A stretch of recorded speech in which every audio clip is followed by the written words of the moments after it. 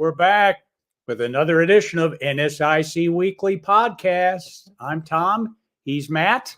We're talking all things Northern Sun Conference football. Right, bud? I like this. I like you bringing on our merch there, buddy. And we little will be bit. giving one of those out to our fan of the week come the end of the show. I like to tease those kind of things, but you have to stick around to the end for that. I found out that some coaches who watch the show don't stick around for that.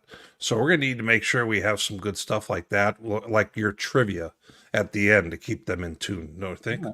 Looking forward to some more pictures as of last week. That was a very popular portion of NSIC Jeopardy. I heard all about it on the social, so I would agree with you. But well, buddy, how was your week been? I noticed that you were walking the neighborhood again.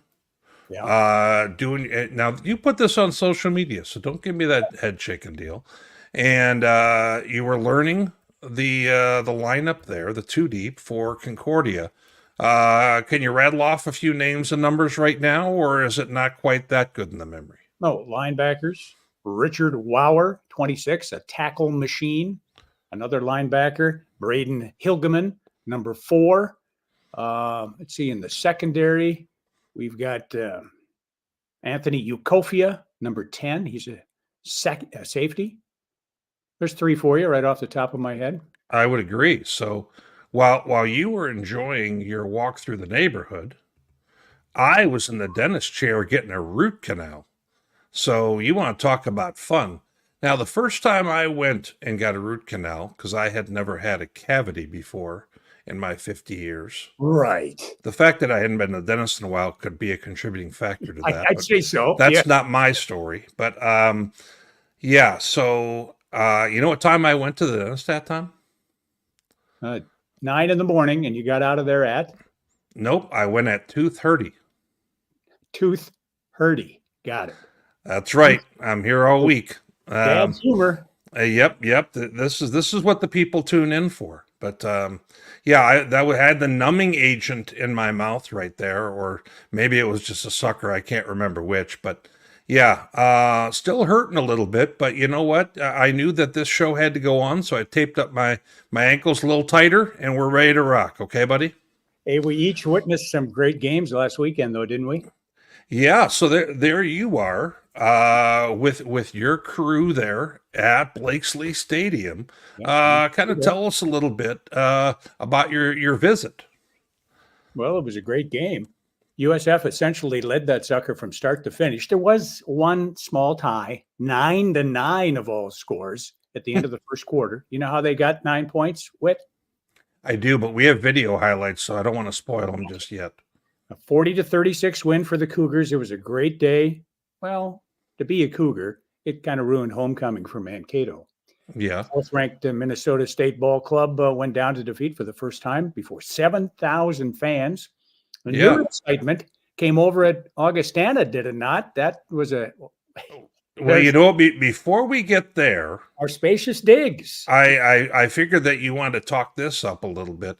Did they have you on the left side there with it locked, or did you get to watch the game? I got to watch the game, and it is a pretty good place to watch the game from. I know. You've talked that up before. I've been up there what was that, 2016? I sat up there when I was kind of filling in for the Argus and doing a story, and I remember the idea of going up and down the stairs was not something I was thrilled about, because that is, not good. It's older than I am and in worse shape than I am, but it's a great place to watch the game from. Well, you know, along with kind of seeing that, you also ran into our super fan, our first winner of Fan of the Week, Laker, and he has proudly got his gear on. And after your game, you and the boys had a chance to Burger's got a beer. It looks like Tim's got a Fresca. What do you have there, a Bud Light? The Bud Light, yeah. They didn't have Bud Light. And you guys were at Jake's, is that right? Stadium Pizza? That's a competing sponsor. What are the folks, you know what? That's they don't have. There's not a Boss location in Mankato just yet. Yeah. So let's not get too carried away with that. All right. That's where it was. Now, as for me, you ask. Yes. Well, I was at here in Sioux Falls watching Duluth take on Augustana. And the Duluth fans, I went over and chatted with them. They had no idea who we are, of course, but nonetheless, they were game, and they were kind of having a fun time with it. So then we also got a chance, as I was there, ran into a few folks here. We had was it Brett Lang, and we had Zach Ogile, former tight end. Both of them looked like they could still play right now, and I didn't realize that Lang was he was in camp with the Chargers recently. And he mentioned, he's like, oh yeah, they have that tall quarterback I was in camp with. And he's talking about Augustana, so he's talking about Bauman. So it was kind of funny deal when we were there. But this was my vantage point. I was over here over here. I was over on the UMD side. A whole lot more room to operate on that side. The Bulldog was kind of giving me dirty looks during the game over on the sideline. Ran into somebody else that we know here. Week 1 guest Justin Engels, head of officials in the Northern Sun. I'm not sure really what happened with my hair in this picture. The sun is hitting it just right, Tom. I kind of look a little bit ginger in this, but I also look pretty svelte. I thought I might add that. In comparison to what? Nothing on that, huh? Just nothing. Okay. Take care, Tom.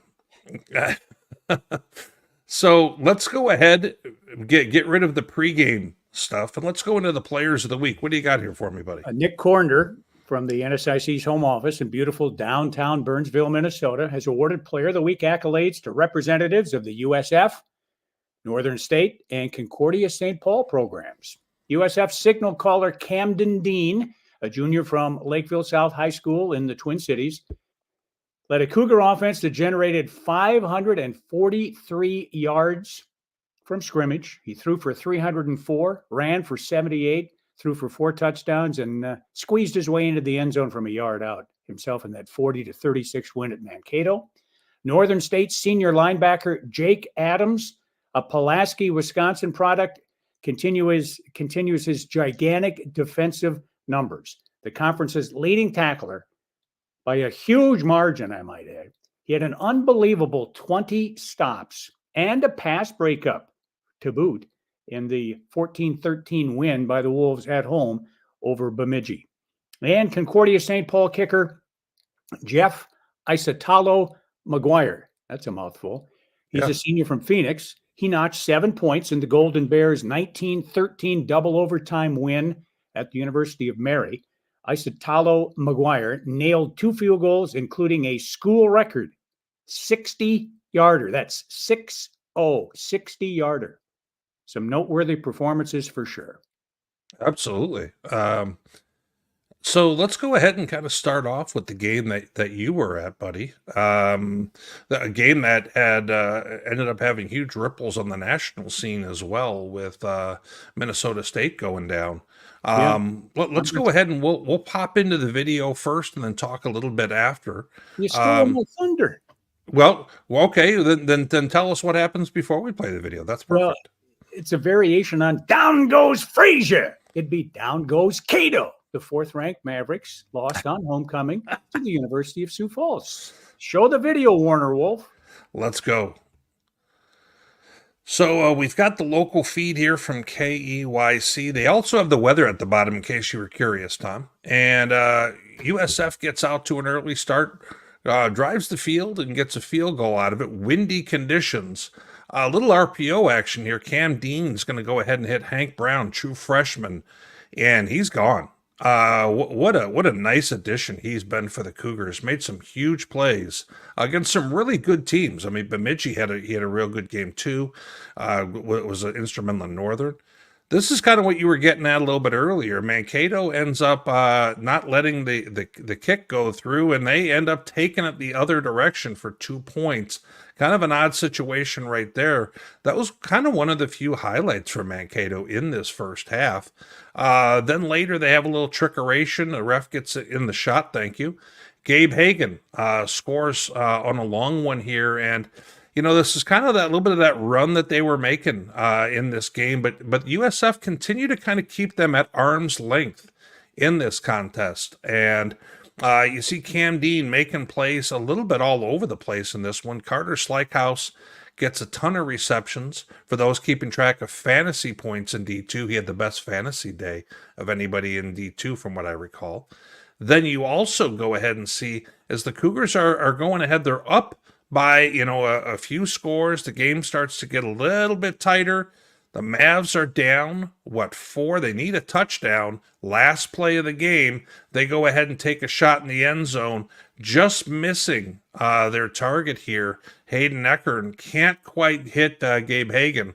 Otherwise, they would have kind of snuck one out a little bit at the end there. But as you saw this one play out, Tom, you had to be a little bit concerned. The Cougars had the lead the whole game. And then with, about a minute and change left, the Cougars decided that they didn't want to go for the field goal.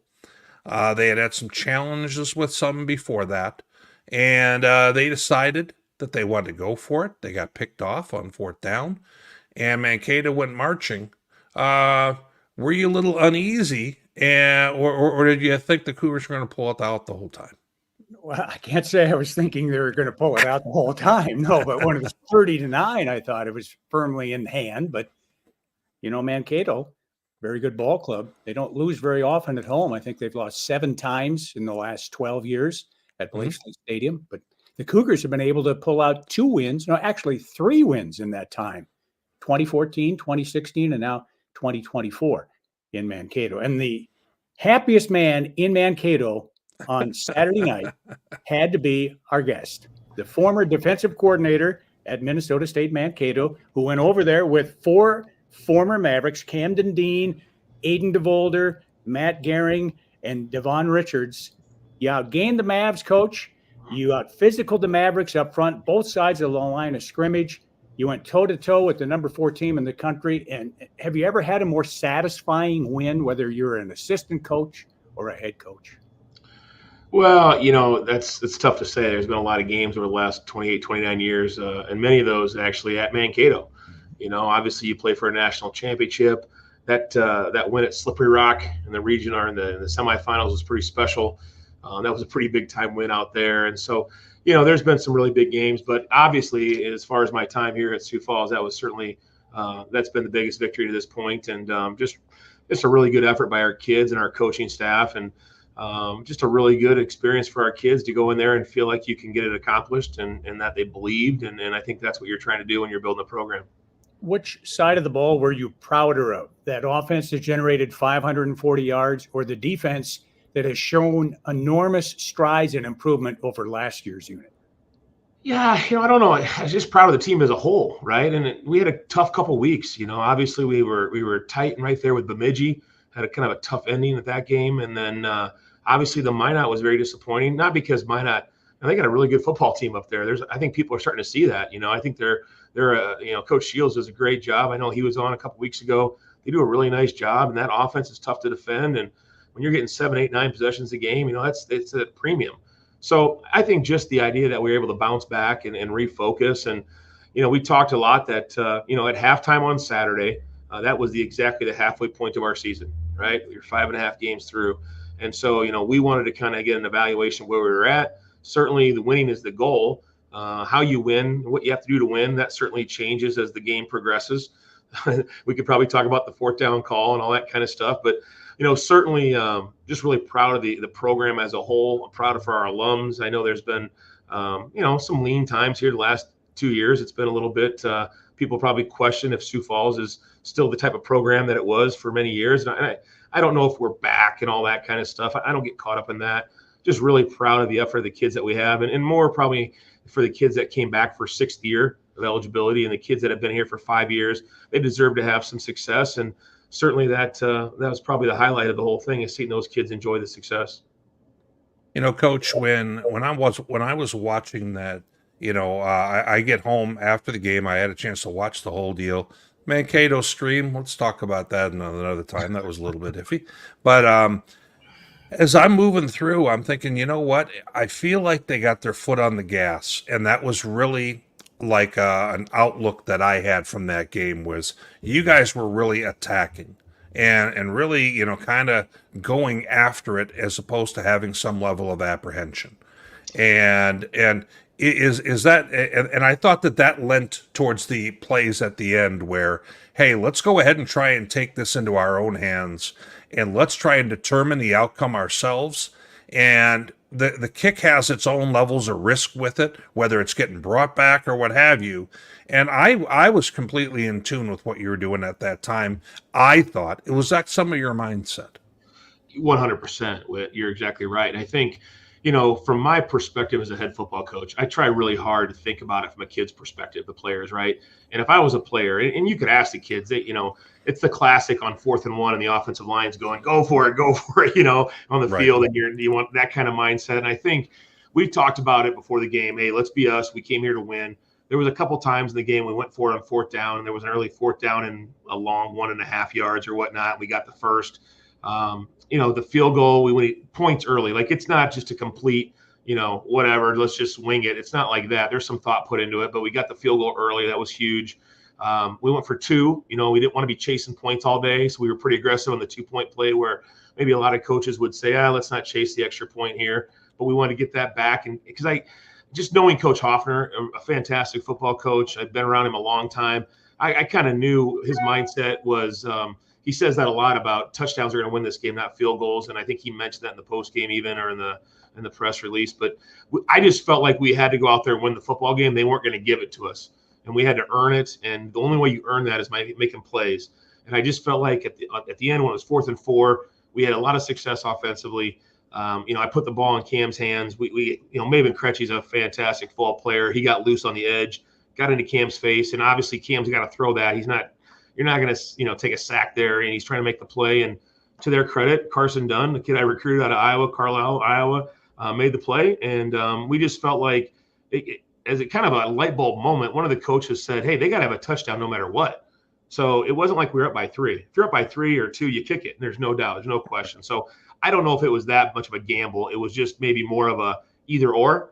And I just felt like if the ball got in their hands, on a blocked field goal, boy, the momentum, that place, it's like a tidal wave coming over those stands on you. We kicked the ball off, let's say, and maybe they pop a return, and now you're getting them some things that I didn't think that was our wheelhouse, was kicking the field goal or kicking off. I mean, as simple as that. Our wheelhouse was get the first down, game's over, or they got to go 80 yards in a minute. So, you look at the law of averages and all that, it worked in our favor. We lucked out, whatever you want to say, but at the end of the day, being mentally focused on being aggressive and trying to go win the game was certainly something we talked about. Another thing that I was thinking of as this game was going on, I've been thinking about this for the last few weeks, is, if I were to go ahead and have a look at what's the biggest difference I see year over year, I would say Spencer Capitani, your defensive coordinator, obviously you being a defensive minded coach, you're always going to have your hand in the defense. The two of you work together on this, and I think your defense has been the bigger change year to year. I think offensively, there was plenty of moments last year where I thought the offense showed signs of being dynamic. But I think this year, your ability to kind of stop giving up those big plays you did a season ago, I think has been instrumental in you guys being 4-2 right now.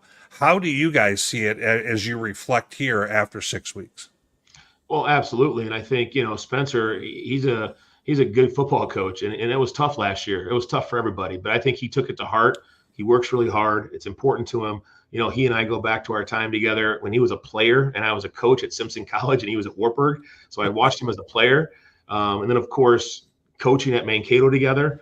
The irony of it is Spencer was the first guy that I worked with as a young coach at Mankato, and then he left, and Alex Johnson came and replaced him, and now Alex is our linebacker coach. And then Brian Bozen, who played quarterback for me at Simpson, he also was at Mankato. So the irony of it is we talk about those players you mentioned that came with me that had Mankato ties. Well, there's a bunch of coaches on our staff that coached for multiple years at Mankato. So, it wasn't just about me. It was our coaching staff and our players, too, that had that connection. And I'll give Spencer a lot of credit in that defensive staff. Andre does a great job. Our defensive line coach, Coach McCall. I mentioned Alex Johnson.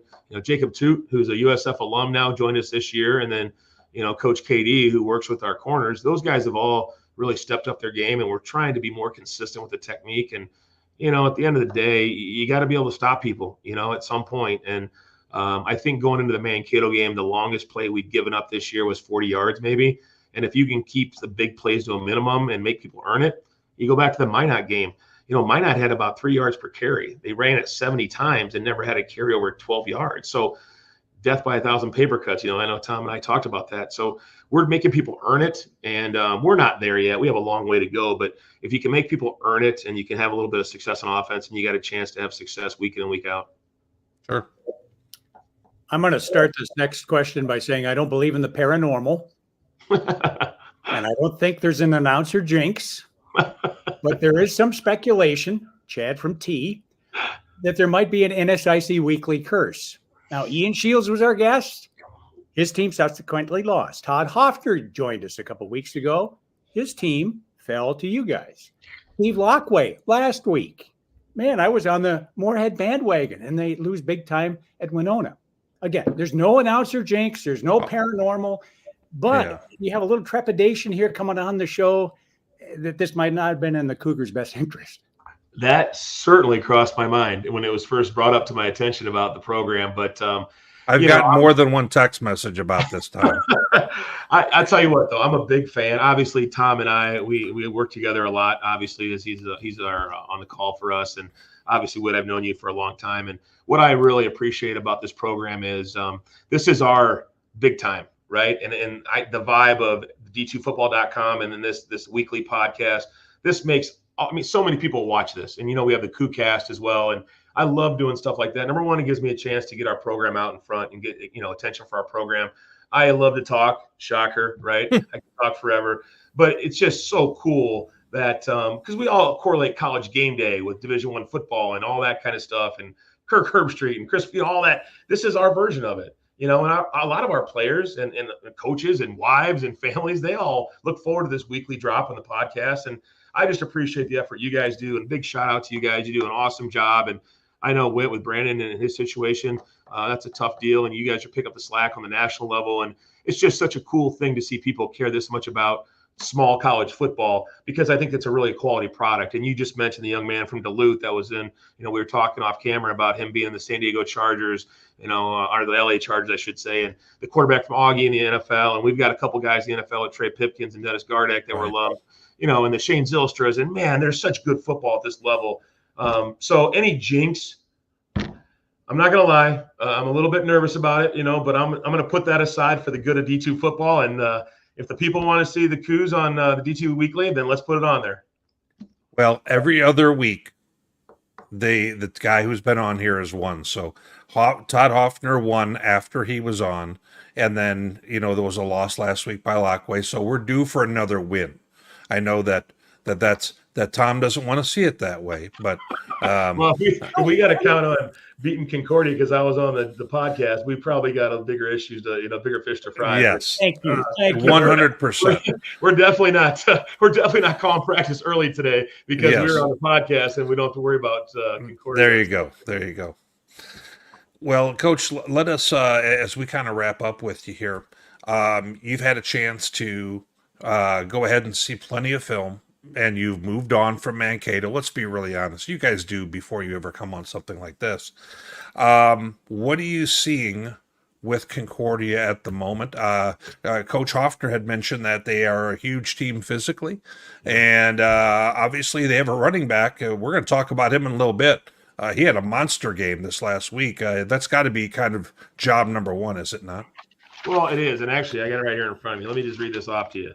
6'6", 315, 6'3", 300, 6'3", 300, 6'6", 310, 6'5", 315. That's enormous. And then you got a couple of tight ends that are 6'3", 6'4", 250 pounds. I mean, this is a big offensive line as we've seen. And we saw St. Thomas, which was enormous up front as well. They're very similar to St. Thomas. They're a veteran group. They're a bunch of guys that have played together for a long time. Their offensive line coach does a great job, and they play really well to their skill set. Their tailback is outstanding. He's probably one of the better backs, if not the best back in the league, in my opinion. Agreed. He's very physical. He runs hard. He's been doing it for a long time. I think the one thing with Concordia right now is if I just watched them on film, it's just maybe they've had some injuries at quarterback. So I think that's kind of hurt their development offensively, and they're kind of got guys in and out of the lineup, which we all know that's tough. But at receiver, man, they've got some monster kids. They've got some Division I transfers. Defensively, they play really hard. And I've known Craig Stern for a long time. Really good football coach. I've known Shannon. Really good relationship with those guys. Jake Munkowitz, their special teams coordinator. I mean, those guys are good football coaches. And, Shannon understands what you have to do to win at Concordia St. Paul. And I think sometimes that gets overlooked. How to win at Concordia St. Paul and how to win at Sioux Falls and how to win at Mankato, those are different animals. You got to understand how to win at your institution because of the nature of the setup, what you have resource-wise and all that. And Coach Curry understands that. And I think, their depth sometimes is tested, I think, a little bit, and that's what hurts them most. It's certainly not lack of a good scheme or anything like that. They've got a good scheme. I mean, those guys are well coached. And, you turn on that film against Mankato. I mean, that's a close game at halftime. And sometimes in those games, one or two plays go a certain way. And, sometimes and I was at Mankato, when you're at Mankato, maybe the confidence will last a little bit longer. The juice in the battery lasts a little bit longer. And sometimes if you haven't had a ton of success, you can kind of get down in the dumps a little bit earlier. And sometimes you don't play as well. So much of this game is emotion, but they're going to be well coached. They're going to play hard. They seem like they always have a kicker who's phenomenal, kicker. It seems like every year they get a phenomenal kicker. So I know they're well coached. I know they're going to play hard. And you know what? Let's be honest. They're a game out of first place. Right. They're a game out of first place. So there's no room for anybody taking anybody lightly. They don't really care what happened with us last week. If anything, they're probably sharpening their horns up going, you know what, man, the Mavs they beat the Mavs. Let's get a feather in our cap and beat them. And that's kind of how people look at it. So I'm really worried about what we have to do, what we got to do to get better. And I want to see our program, because again, I've said this before, we're a year and a half into this thing. Like, we are nowhere near where we want to be, right? And 4-2 is certainly not the pinnacle of what we want to be. We want to be a 6-0, 7-0, 8-0 team someday down the road. And so, we're going to focus on the things that got us here. And I hope our kids stay locked in. You're dealing with humans, right? So let's hope they're locked in and ready to go. We had a good day today. We'll go back tomorrow and see if we can get better tomorrow. Absolutely. Well, you've already won one more game this year than all of last year. Keep it rolling, Coach. Keep it rolling. Yeah, it's I don't know if that's a lofty goal. We only won 3 last year, so hopefully in the future we're doubling that and tripling that. But we're a work in progress, like a lot of coaches are. And I'm sure if you ask Coach Hoffner, you ask Coach Wiese or Coach OJ, I mean, everyone feels the same way, man. We're all trying to get better, and you put that game behind you as soon as possible. And you look forward to the next week, whether that's a good taste or a bad taste. I will say this, if I'm not mistaken, looking at the win-loss streaks in our league, I think one team's won 2 in a row, but nobody else has won more than that. So I think I want to say maybe Wayne's won 2 in a row, right? But nobody else in our league has a streak longer than 1. I mean, what's that say about the league? That's incredible when you think about it. Yes. Usually it's 4 or 5 in a row or whatever, but there's a lot of parity. Totally. And come November, it might mean that the NSIC eats itself before you get to the playoffs. Yeah, well, that's a great point. Limiting the number of teams that get in, right, Witt? We're weeks from that, my friend. Weeks from that. I don't even want to think about regional rankings right now. So. All righty. Thanks. Appreciate it. Coach Glow, appreciate you, man. We'll see you later in the week. Thanks, buddy. Awesome. Thanks, guys. Great job. Well, my friend, we still had a lot of other football we're going to go ahead and talk about, but great to have Coach Glow join us. Always a lot of good energy he brings to the show. Let's go ahead and kind of speaking of upsets and such. Hosted Bemidji. Yeah. Saturday night. Oh, man. Shocked the entire league with a 14-13 win at the bank over the nationally rated Beavers. They've won now, 2 in a row Northern State has after an 0-4 start. Well, we've talked about this, Tom, year after year. When they are at home, it is a different beast. And Northern really can harness a lot of energy there. The fans are right on top of the action. Take a look, if you would, here. This was a video that I saw online where you can go ahead and see. This is from the opposite side of the stadium, and you can see how they're packed in on the berms. Nice crowd. They had they can fit about 7,000 in there, very similar to Augustana. And that's about what they had in this one. I think I have such a nice setup there too, but pretty cool to see that environment in our league. And, kudos to the Northern State fans. This team came in 1-4, and this ball club was kind of fighting for everything they could get in this one, Tom. Wyatt Block impressed me with how hard he ran in this game. He was always getting extra yards and fighting and clawing. And when I watched this game last night, to me, it was all about the Northern State defense. And they had about 30-mile-an-hour wind, Tom. I think it was coming from the south, and it was really impacting the kicking game quite a bit, to the point where Bemidji missed one. Then they did another one where they got to the 20 and didn't even attempt one, and they just went for it on fourth down. So it really impacted them. And look at the small difference in the score there.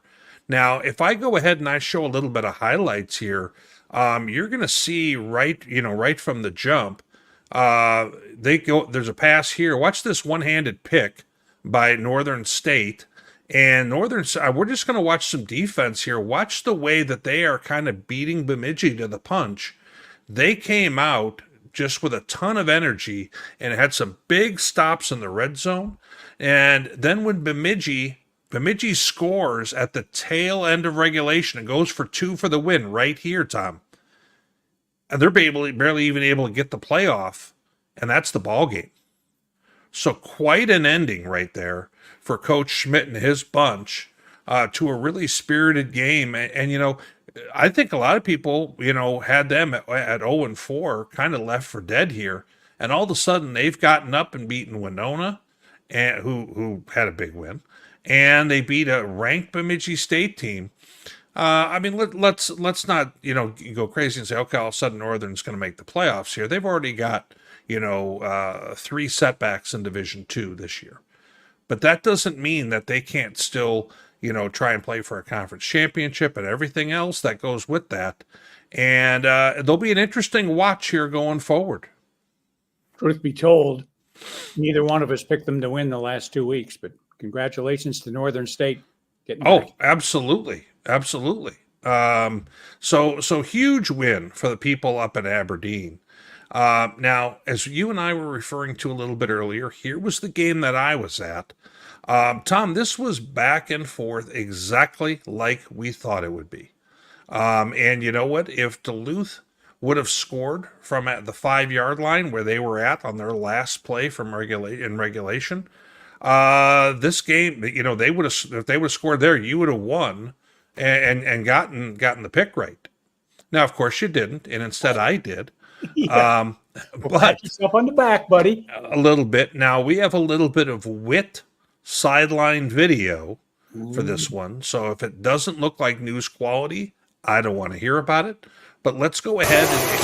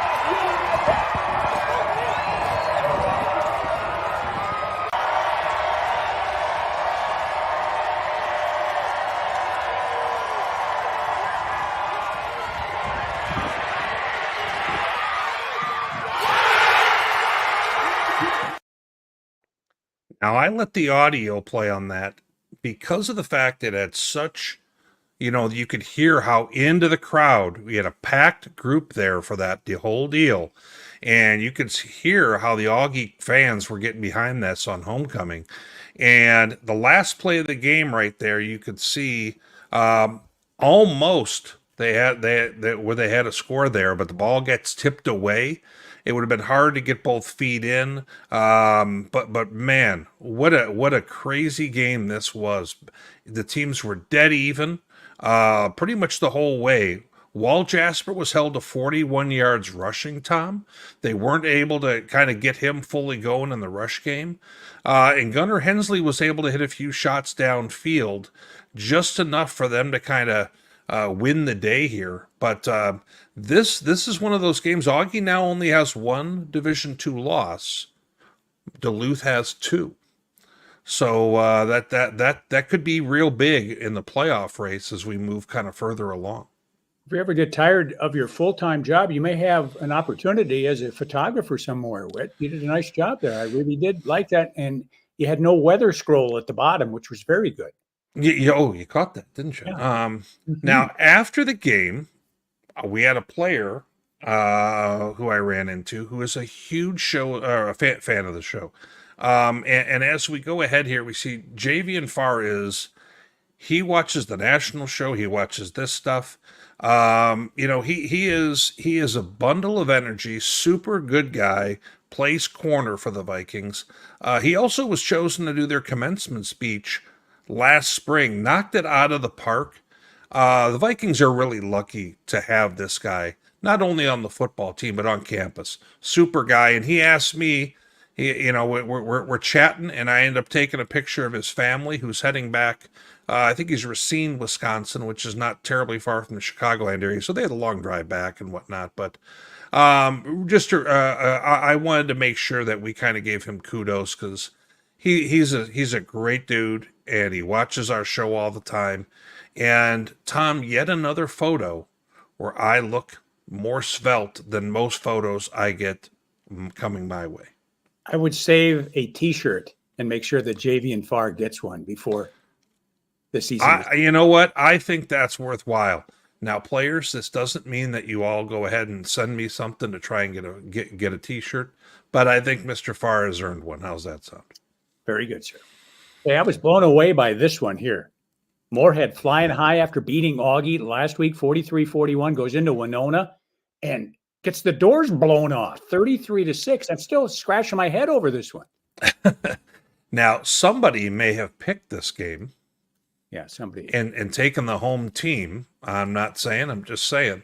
Yet more distance between us. But interesting development. Winona turns to redshirt freshman, I believe, Jackson Flottmeyer, 13 of 18 throwing the ball. Just rolls off the tongue, doesn't it? Yeah.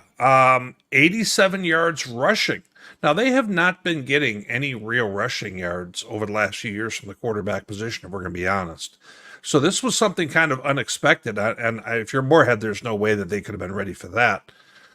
Sylvain Campbell continues to be one of the top wideouts in this league. And he's able to go ahead and offer them a big play threat for that Warrior offense. And this is the kind of game that I've been waiting for from Winona, Tom. I had said that we might be sleeping on them a little bit, and then they didn't really show up for me at the beginning of the season like I was expecting. This win here was what I was kind of getting at. Now, if you're going to ask me about Moorhead, they have 2 wins this year, Tom. Yep. Both of them against top 25 opponents. Duluth and Augie were both ranked at the time when they beat them. So those are their 2 wins. Go figure that out. So later when we talk about their opponent this week, they have Mankato this week. So I don't know about you, but I have no idea what to expect out of that. Well, I'm anxious to see or hear your pick in just a little bit. Fair enough. They played extra football in Bismarck, Whit. Yeah. Fact, they went double overtime at the MDU Resources Bowl in Bismarck, North Dakota. And Jalen Richardson doing Jalen Richardson things. He leads the conference in rushing. I did a little preview of my game this week. He scored 3 times against USF last season, and I think they're going to have their hands full with him Saturday. Look at what they did against the Marauders last weekend. Well, if people don't know who Jalen Richardson is by now, they sure as heck don't watch our podcast because we talk about this guy often. And I totally agree with Coach Glow I don't think there's any question in my mind that he is the top performing running back in the conference. Now, are there other guys that are on his level? There are, but his performance is to me standing out. Now he had like 180 yards rushing, another 50 some receiving. I mean, talk about doing a little bit of everything. And I mean, that's going to be a guy you're going to be calling his name quite a bit this coming weekend. And Concordia has now gotten things going a little bit here. They competed with the Mavericks a few weeks ago. They came up short, but they've won 2 of their last 3. And I think that's the kind of team that's going to be a tough out for anybody going forward. And I wouldn't be surprised to see them notch a few more W's along the way. The ugly season continued in Marshall.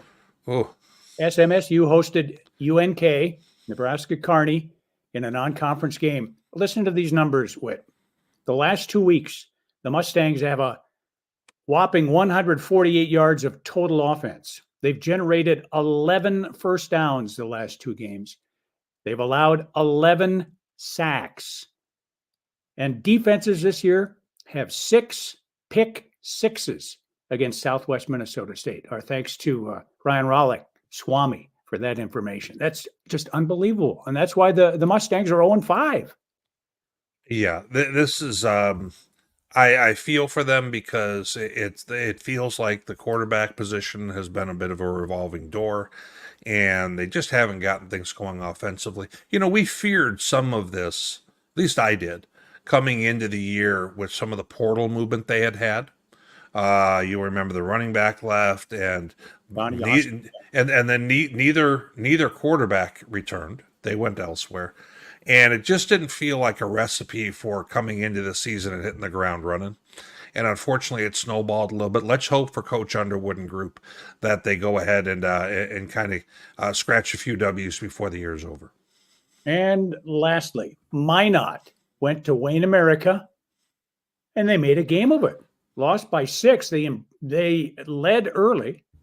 Yep. Minot State impressed me a week ago, beating USF, and I would imagine they left a pretty good impression on the Wayne State Wildcats when they left town. I watched some of this game over my lunch hour today, Tom, and Minot starts off the game with a 16-play drive, 75 yards of ground and pound that goes 8 minutes long. And the announcer was even mentioning, like, okay, anytime now. I mean, because it was like mid-first quarter already, and they still had the ball. Now, after that, Wayne was able to get things going. Nick Bone ran for over 100 yards in this game. We haven't seen him do that in a little bit of time here. Normally, that's going to be a sign of they need that because the rest of the offense isn't quite going the way they want it to. But they ran. Yeah, she had 2 guys over 100 yards rushing right there. They were up 21-7 in this game midway through. Wayne was all the way until about 7 minutes left. And then Minot went ahead and scored. And so if I'm going to be frank about this, Wayne had this game a little bit more in hand by the middle of the game than what the score might indicate. But, Wayne it kind of feel, Tom, like they become a little bit of a forgotten team in the Northern Sun because there's been so much talk about, whether it's Mankato, whether it's Moorhead, whether it's Augie, whether it's Bemidji. And they're sitting there at 4-1, poised to continue to win games, and they don't have that tough a schedule. If I'm going to really put it out with everybody else, so right now I would not be surprised if you end up seeing the Wildcats in the playoffs. I thought a few minutes ago we weren't talking playoffs, and here you are talking playoffs. Well, sometimes I'm not talking regional rankings. I'm talking about them making the playoffs. I'm looking forward to seeing them October 26th. That's when I'll be in Wayne America.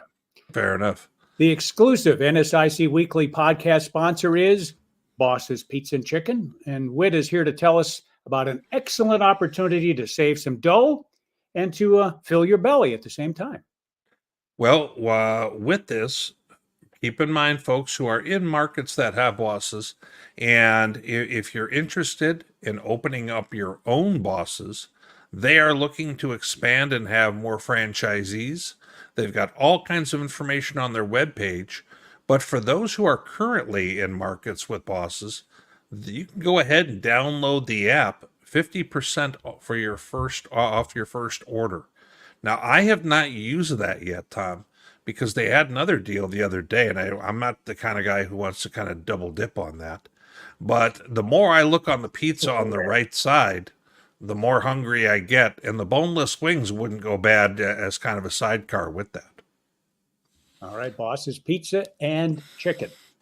As followers of D2Football.com know, and this show followers know as well, the founder of the website, Brandon Meisner, is facing a serious and costly health battle, and you're trying to help him out financially, and our listeners and watchers can too. Yeah, and this is one of those things, I don't ask for our D2 audience to go do a bunch of things. I'm going to ask in this case, if you have it within your means, what we have done is this shirt that you see here, essentially, Tom, goes along with what you see here, which is the sticker that is on the helmet for both Mankato and Northwest Missouri State, who both put that on there in tribute to our guy Brandon before their first game of the year. So those teams really did him a solid with that, in our opinion. So we wanted to take that same sticker, that the tribute they had paid, and put it onto a shirt and go ahead and try and raise some funds for our guy, because, Tom, we're in a situation here where this deal is only going to be on for a few more days. It said 11 back when we did it. That was, that was before the weekend. So as we're taking a look at this right now, there are going to be ways for you to go ahead, and if you're unsure on how to find this t-shirt and things of that sort, we also have hoodies for big guys like me, dry fit in the middle right there, or a long sleeve option as well. That A4 dry fit was my deal. And if you're wondering how do you go ahead and find all this, go to our D2, at D2 Football page on Twitter. We've got plenty of announcements about that. Just scroll on down. You'll see the links for it and so forth. This is us just kind of going ahead and trying to get Brandon some more on-hand cash for when the rehabilitation money kind of dries up from insurance, which is inescapably going to be happening here. And so we're just trying to do the most we can for him in these moments. So just kind of us doing everything we can for our buddy, and we want to point it out because he's the one who started all of this with D2 Football, the website, the coverage, and everything else. I purchased one of those dry fits, and in the email I got back, the response said they'll be shipped by October 30th. So I'll be wearing one before the NSIC weekly podcast season runs out. I like it. I like it. All right, the D2Football.com top 25 was in turmoil this past weekend. I mean, no fewer than half a dozen teams bit the schnitz. Absolutely. Now, any of the red that you see there, that is all teams that lost. Not everyone fell out completely of the top 25 by any means, but I'm going to mention this. Central Missouri, that was their second loss. Bemidji State, their second loss. And Indiana, PA had just gotten in the poll, and then they lost to ranked Slippery Rock. And as a result, those three fell out, Tom. And our new poll looked quite a bit different because of that movement. So sometimes if you see teams that move up a few spots in the poll, and you're only looking at your own team and how they did, it's not always just about their outcome. It's what's happening with the entire grouping, and that can sway things quite a bit. Now, Mankato dropped down to number 9. I saw that the coaches had him at like 15 or 16, Tom. I thought that was a little bit harsh, but I think we've been a little bit higher on the Mavs all season, if I'm going to be really honest.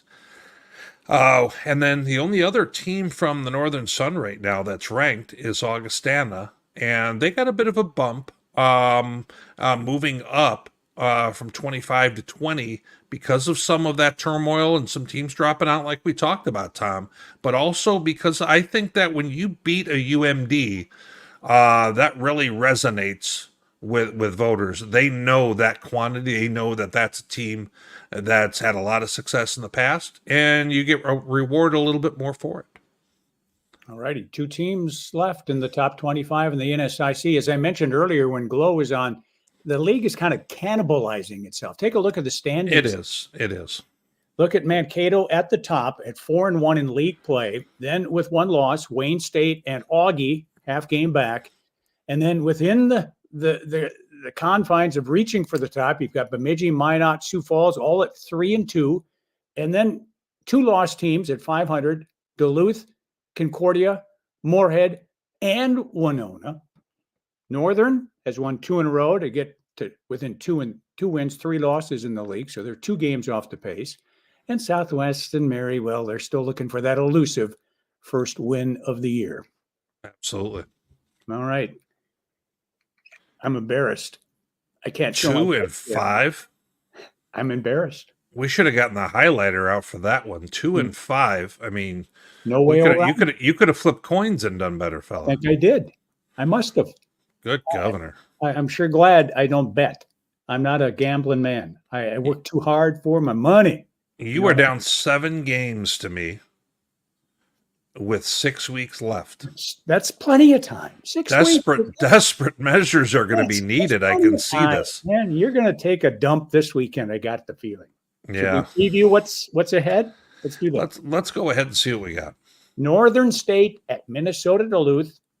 Massey has UMD by 21. Ooh, Northern's won 2 straight. I don't see them making it 3, but I don't see them losing by 21 either. I think the computer rankings, and when we've been doing this, Tom, because obviously been doing this for a few years now, I think this year more than any other, the Massey numbers are really far from keeping up because of how fluid the conference is right now. And, you know, you were just looking a moment ago, and half the league has 2 losses in conference right now. That says a lot. So as I take a look at this one, Northern State had a world of trouble with Bemidji before this last week when they took care of business. Do I think that they also kind of get this one off their back with Duluth?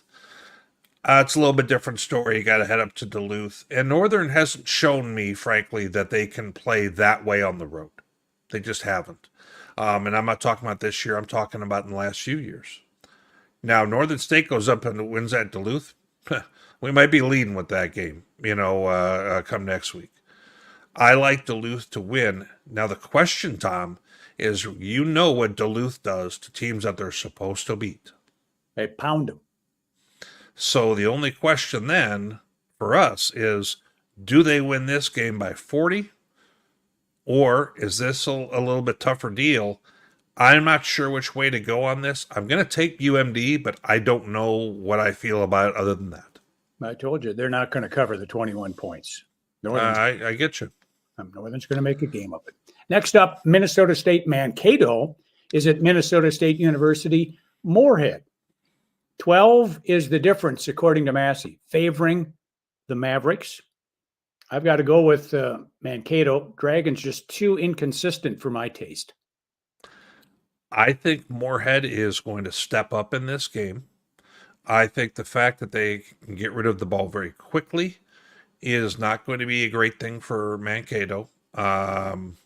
We saw this same challenge with Augustana back a little while ago. I think Moorhead's going to be up for this game. The only problem I really see, though, is I don't think Moorhead's going to be able to stop the Mankato running attack. And I think Mankato's going to be able to control the action a little bit more that way. I don't see Mankato covering that 12 number. I think that this is a risky game for Mankato, but I do have them still coming out with the win. I'm not making any progress here. We're both picking the same 2 in the first 2 outings here. Augustana makes the long day's journey to Minot. Massey says the Beavers are a 24-point underdog, but Witt thinks this game deserves a closer look, so he's put together the tale of the tape. Well, just going strictly by records, Tom, this game here is our top game of the week. And you know what? Minot has played well enough that they deserve this too. Now, if we go ahead and we take a look, let's define how the tail of the tape works. Please, for the uninitiated. Yes, I know we're only 3 to 4 weeks into this bit, but let's go ahead and clear up any confusion. If you get 1x like the momentum, that means Augustana's coming off a big win with UMD. Minot's coming off a loss. So Augustana's going to get the nod there. Now, if both teams are good at something, they're both going to get an X. But if one team is just flat out better, they're going to get 2 X's to show how good they are, like the Minot rushing offense. Have we ever seen a triple X? In the MIAA show we did with their passing game with University of Central Missouri, with their Harlan Hill candidate, Zach Zembrowski, who throws for 500 a game. Okay. Just for my bad. Fair question. So if I go down the line, passing offense, Augustana does it well. Minot barely does it. Then you got total offense. I think Augustana is just a much more complete offense. They can run and pass very well. Minot, if they don't get you running the ball, that's kind of where they're at then. Now, the rushing defense, I'm going to go ahead and go with Augustana here. Minot is not near the top of the standings in rush defense, but they are in pass defense. Both teams are good at it, though.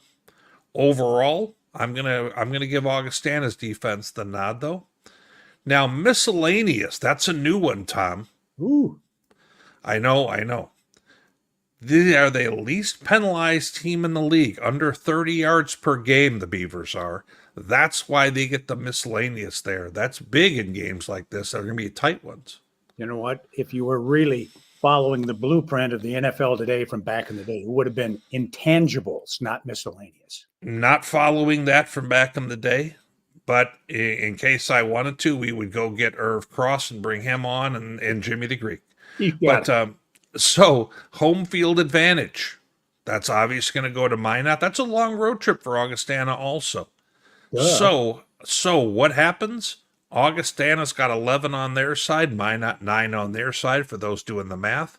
So as we take a look further into this, which direction am I going? I think Augustana's got enough to win this on the road because I think that they defend the run pretty well. And I think their backers will flow to the football. And I got them winning this game, but I think it's going to be a dogfight. What do you think, Tom? I choose Augie, and it ain't going to be a 24-point game. Okay, fair enough. Next up, Sioux Falls hosts Concordia St. Paul at Bob Young Field. Cougars favored by 17. They've won 15 of 17 previous meetings between these two teams, but that 17 seems a little high to my satisfaction. I'm going with the Cougars, but it's not going to be a blowout. Yeah, with as up and down as this league is with the teams and how much parity is, I wouldn't think 17 either. Sioux Falls ran into a scenario not too different than this when they had Mary a few weeks back. All of a sudden, that game was a total dogfight. And I think Concordia is a better team than that. Now, USF has shown their ceiling, Tom, when you look at games like Bemidji, or you look more even at a game like winning at Mankato. The question for me becomes, can Sioux Falls continue to play closer to their ceiling or not? So I have Sioux Falls winning this game, but I'll be interested to see if they still have that attack mode that I saw where they were playing the Mavs, last week. Winona will be hosting the University of Mary Saturday afternoon. Warriors should cover a 20-point spread, to my way of thinking. I would agree. Now, this is one of those things where how good is Winona, who's got 2 wins, at going to be at taking care of business? If you have 2 wins in the first place, or you're in that kind of spot, wins have been hard to come by. So being consistent is another problem. I think if Winona gets up for this game and they play like they can in their ceiling, I think that this is a one-sided game. But they haven't shown that they're offensively quite that good. I think they win, but I'm not sure if they cover, Tom. And our final game for this weekend, October 12th, Wayne State goes into Marshall. They're going to win convincingly. My only question is, will Southwest Minnesota State even score? The margin, according to Massey, 4 scores, 28 points. Sounds about right to me.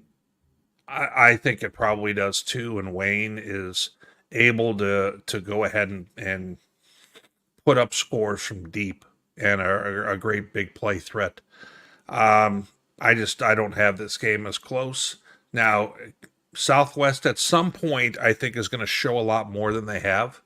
I just don't know if it's really quite yet this week.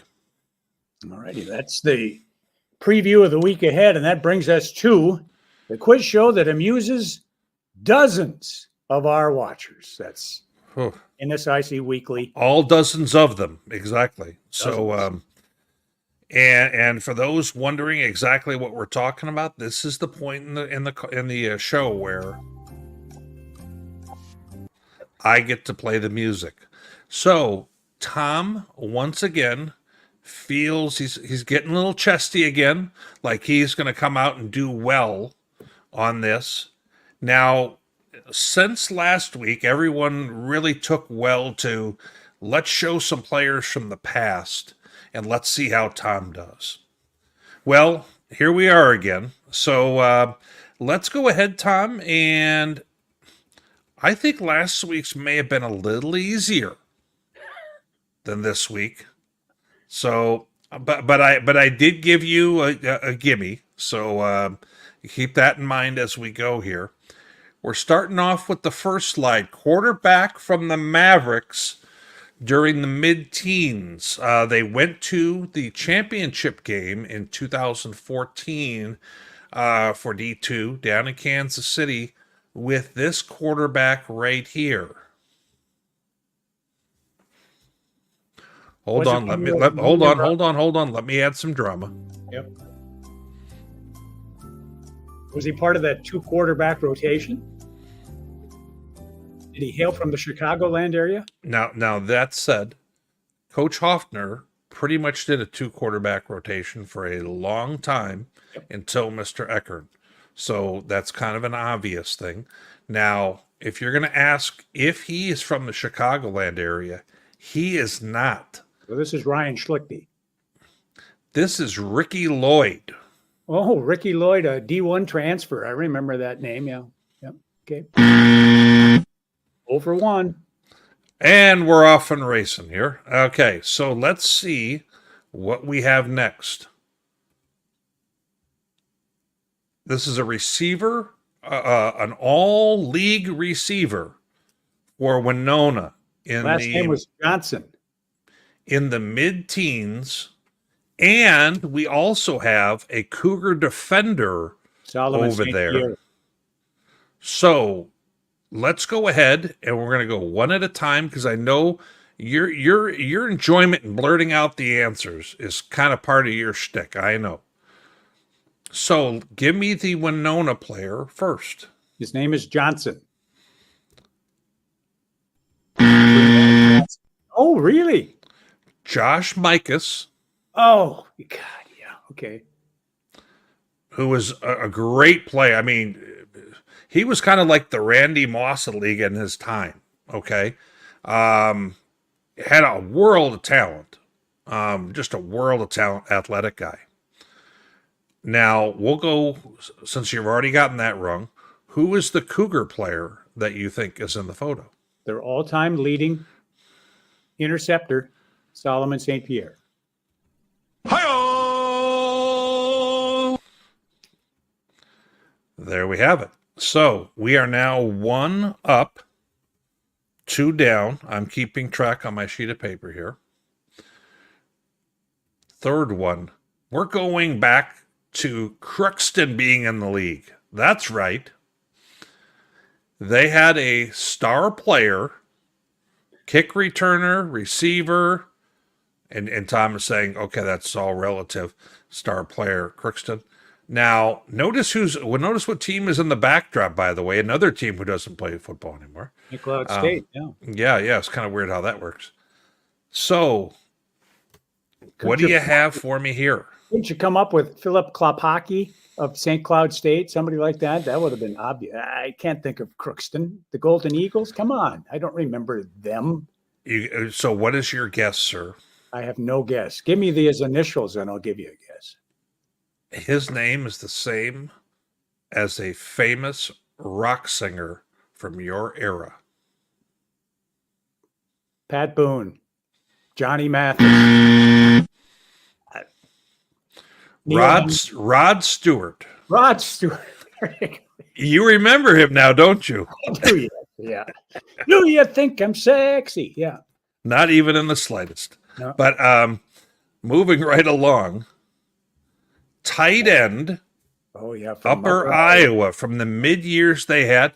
Boy, they had some squads back then. They were an offensive juggernaut. Every defense did not want to see them. He was probably the best tight end in the league during this window of time. He caught many a pass from Cole Jaschke. Which gets you 0 points for that, but I appreciate the thought. I need the initials. Really? I forgot. That's where this bit has gone. I need a lifeline. LH. Luke. Oh, you're barking up the right tree, which is something we're not used to on this show. But it's not Hornacek, it's not Hartley, it's not I don't know. Lucas Hefty. Hefty, that's right. It's a Hefty Seed Company. I got it. Yeah. Sorry, just had to do that. So we are now up to 1 right, 4 wrong. I'm going to have to dumb it down a little bit next time. So you've got a chance now to make your big move. Your big move. You can bring it back all the way to even. This was the 2016 USF squad, the 4 captains that they had. This was USF's only undefeated team in the Northern Sun era. Okay, playoff squad. Who do you have here? We're going to go left to right. Who are the 4 captains, Tom? I want to go right to left. Okay, then go right to left, of course. Trevor Westcott. Okay, hold on. We got to wait for the buzzer. The buzzer's got to reset here. What do we got? Hi-oh! This next one, if you don't get it, that we might have to stop doing the show. Number 15. Spit take. 15 is Luke Papillion. Hi-oh! Boy, the comeback here seems imminent. Okay. 5 is Josh Butler. Hi-oh! And now we're ready for the big moment for you to not stick the landing. Yeah, it's not going to be a perfect 10 on this one. Evan Gentry. Oh, wait a second. Let me see if this is right or not. Hi-oh! No, yes. Oh. Wow. Somehow or other, what a bit. He's back to even. Oh my gosh, the drama that we have. Now, the last one here. Oh, another one? Okay. I thought it was ending on a high note. Well, hold on. It's going to be a coach. Ooh. Dan, what is that? What's it say? Wayne State College? That's Dan McLaughlin. And he finishes on a strong note. Hi-oh! Wow. Okay. Redemption is mine. Wow. What a comeback. I tell you, you got now, given I did put the ball on the tee for you a little bit there. But you know what? Our show wants to see you be a winner sometime. And that's kind of where we're at with that. So, well, thanks, Dad. I appreciate those fine sentiments that you have for me. Yeah, that was kind of my backhanded compliment situation there. How's the limited supply of T-shirts coming, Witt? You still got plenty to give away to our fan of the week? Well, you know what? We're going to go ahead. It's funny you mentioned that. as we've got our fan of the week here, okay? Because I know that you were going, yeah, what are you gonna you have the t-shirts, do you not? Bill Toulouse here is our fan of the week from SMSU. He has been a longtime fan of not only D2 football but SMSU. He is, been obviously a sports dad. I ran into him this summer at the Sanford Athletic Complex, the turf baseball deal, and they had college games and high school games there. His son was playing a college game for Waldorf University, and my son Wyatt was playing baseball there at high school. So he and I chatted for a bit, and it just kind of seemed like he was a great person for us to pick right here to go ahead and kind of continue this. Now, as for your question about the shirts, because I know you were just trying to be snarky, I've placed a new order, and they should be here within the next week or so. So I have a fresh batch coming in, buddy. Good man. Good man. Yeah. So I know that you wanted to go ahead and give me a hard time, like they weren't going to be here, but and congratulations to Bill here for being our fan of the week. I'll get in touch with Bill, send him the stuff. But this keeps on going. We've got another 6 weeks of this.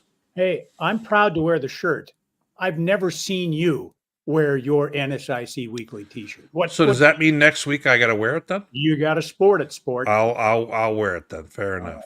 That'll do it for another edition of the NSIC Weekly Podcast. Check out our socials. Our thanks to KEYC for the video from Mankato. Yep. Thanks to Witt for the video from Augustana. Thanks to the NSIC Network for all they do to bring the action into your homes on your laptop, phone, or tablet. What else? Check us out on the socials there, T-Fred Muggs and WittD2Football.com. And yep. That's going to do it for another edition, and we'll see you next week. Come rain, come shine, come hurricane, tornado, or blizzard. See you then. See you at the games. Thanks.